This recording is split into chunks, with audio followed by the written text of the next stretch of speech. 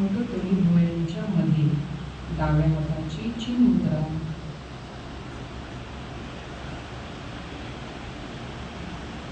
बोट कपाळाने बोट भुवयांच्या मध्ये,